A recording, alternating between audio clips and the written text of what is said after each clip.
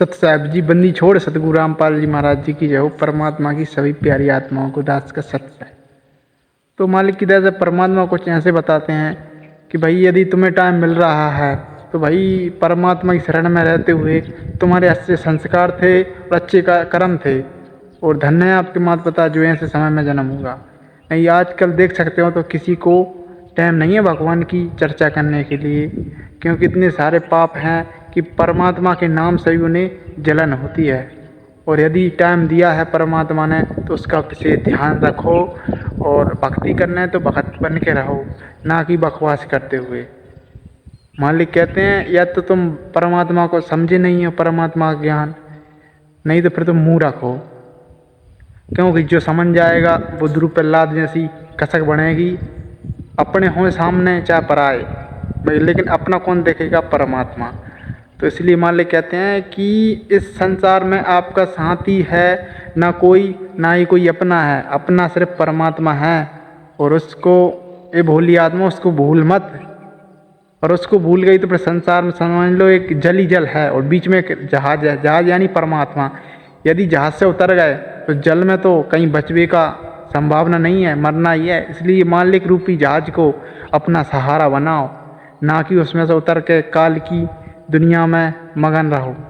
यही परमात्मा बता रहे हैं। समझो इन चीज़ों को बहुत ही गहनता से, क्योंकि ये समझने की बात है।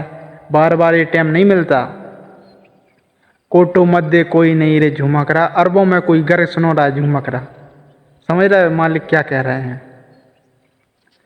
मालिक कहते हैं कुल करने के करने हंसा गया भिगोर, तब ये कुल क्या कर लेगा जब चार पाया का हो। इसका अर्थ होता है कि भैया समाज है, परिवार है, रिश्तेदार देख कर यदि हम भगवान की भक्ति ना करें तो कल 84 लाख योनि में जाना पड़ जाए, अचानक से मृत्यु हो जाए, तो भाई ये फिर कुल क्या कर लेगा? यदि तुम इनके घर पे कुत्ता बन के भी आएगा ना तो ये तुम्हें रोटी नहीं देगा, डंडे मारेगा डंडे। तो फिर कुल क्या कर लेगा जब तू चार पाया का हो।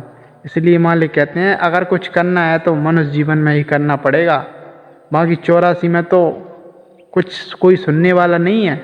जब मनुष्य जीवन में तुम उल्टी सुट्टी मिलाकर परमात्मा को भुलाने की कोशिश कर रहे हो, अपने आप को अहंकार कर रहे हो, मालिक को गालियाँ दे रहे हो, तो भाई तुम 84 में फिर परमात्मा तुम्हारी जवान बंद कर देगा, क्योंकि मनुष्य जीवन में भी तुम्हारे पास जवान है, मालिक सुन सकता है, लेकिन 84 में नहीं सुनेगा। इसलिए परमात्मा कहते हैं कि समय रहते बच्चों समझ जाओ, ये समय दाव बार बार नहीं लगता।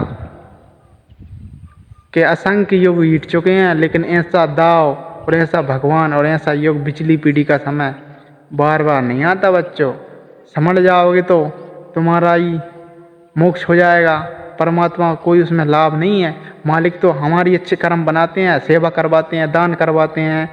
और परमात्मा कहते हैं कि सत्संग में जाए के बात चलावे कोई और, वो अपराधी आत्मा 3 लोक नहीं ठो। तो सत्संग में भी जाना चाहिए और वहाँ पर मालिक की ही चर्चा करनी चाहिए और सुननी चाहिए। मतलब कि सत्संग परमात्मा चल रहा हो तो बीच में अपनी चर्चा नहीं चलानी चाहिए, तो वो अपराधी आत्मा को 3 लोक नहीं ठोर।